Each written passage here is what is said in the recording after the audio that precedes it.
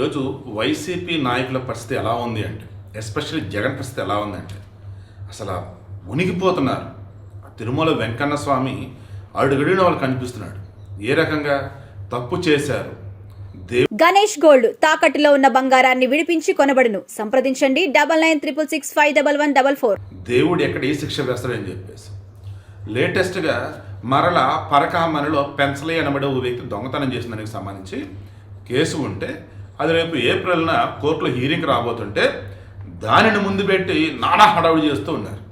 ఇక ఈ మూమెంట్లో భూమన కరుణాకర్ రెడ్డి భాగవతంతో బయటపడి మరోపక్క జగన్మోహన్ రెడ్డి వైసీపీ అందరూ బయటకు వచ్చేస్తున్నాయి.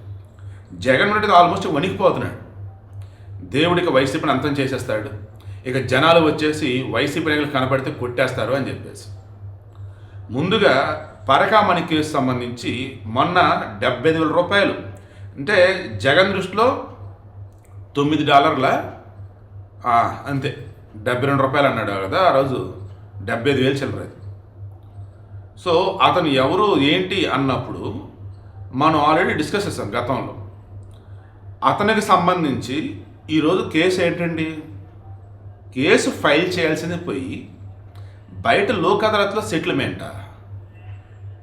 తిరుమలలో ఏకంగా లెక్కింపు జరుగుతున్నటువంటి సమయంలో అతను దొంగతనం చేస్తే అఫీషియల్ వేలు శిక్ష వేయించాల్సింది పోయి అతను ఏదో ఒక 100 కోట్లు కానీ వెనకేసుకుంటే జస్ట్ 15 కోట్లు చాలే వదిలేద్దాం అని సెటిల్మెంట్ చేసుకొని ఆ 15 కోట్లు అఫీషియల్గా అన్అఫీషియల్గా మరి ఎంత నొక్కారేంటి వైసీపీలు తెలియదు కానీ సైడ్ చేశారు.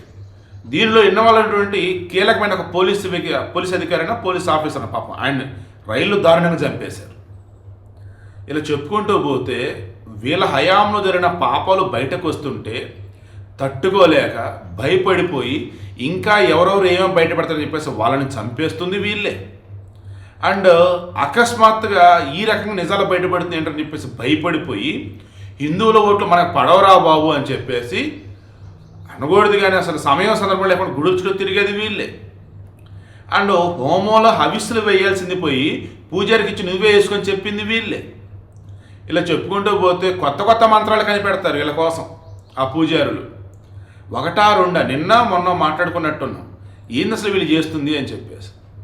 ఇందాక పెన్సలైజ్ చెప్తున్నా కదా, అతను భూమన కరుణాకర్ రెడ్డి టీటీడీ చైర్మన్గా ఉన్నప్పుడు నియమించబడ్డాడు. ఎవరి పెన్సలయ్య అన్నప్పుడు ఆంధ్ర బ్యాంక్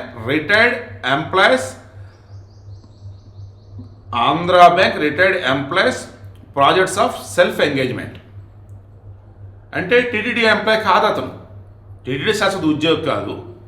బయట ఈ Andhra bank retired employees projects of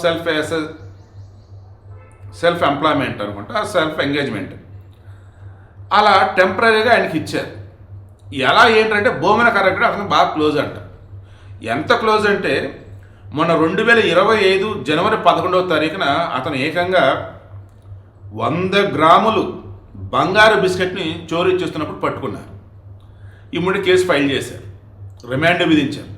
ఈలో మొత్తం చెక్ చేస్తే తెలిసింది దగ్గరగా 555.5 గ్రాముల బంగారం, 157 గ్రాముల వెండి అతని ఇంట్లో దొరికినాయి.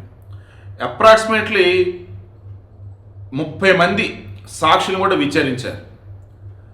అండ్ ఇతను ఎక్కడైతే బంగారం మార్పిడి చేసుకున్నారో ఆ జ్యువెలరీ షాపుల్లో ఇన్వాయిస్లు అవన్నీ చెక్ చేశారు. ఇలా ఇతనికి సంబంధించి అన్ని లీగల్గా ప్రొసీడ్ అయ్యారు.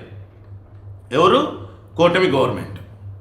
ఇంత లీగల్గా ప్రొసీడ్ అయితే వీళ్ళ హయాంలో, దట్ మీన్స్ కూటమి హయాంలో దొంగతనాలు జరుగుతున్నాయి అన్నట్టు, స్వామివారికి దోచేసుకున్నారు అన్నట్టు.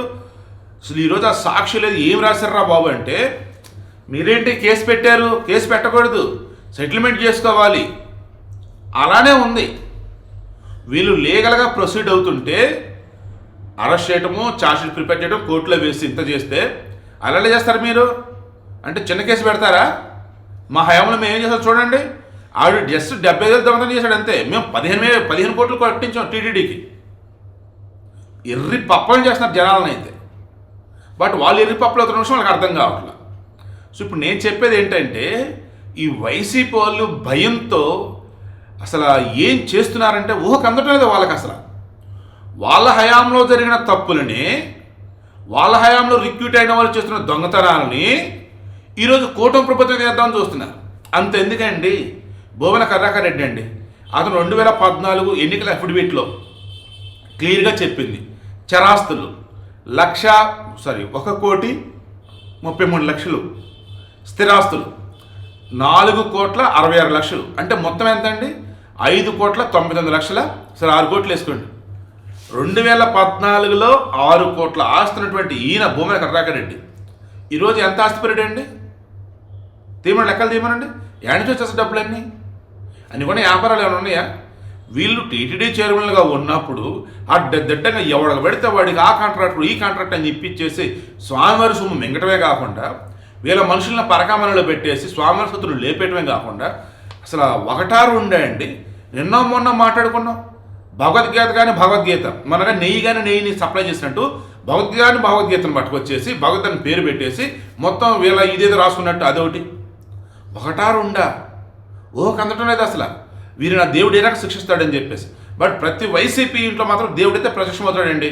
ఏమన్నంటే మీరు ఒప్పుకోండి రా, శిక్ష తగ్గిద్దా అన్నట్టు.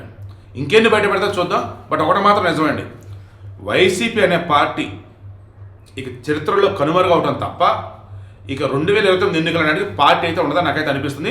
వైసీపీలో ఉన్నటువంటి నిజమైనటువంటి హిందువులు ఎవరైతే ఉన్నారో ఖచ్చితంగా ఆ పార్టీకి రాజీనామా చేసి త్వరలో అంతా బయటకు వచ్చేస్తారు. ఈ రిమైనింగ్ మిగిలిన వేరే మతస్థులు కూడా ఇటువంటి దుర్మార్గమైన పార్టీలో ఉండకూడదురా బాబు అని చెప్పేసి బయట ఖాయమని నాకైతే అనిపిస్తుంది.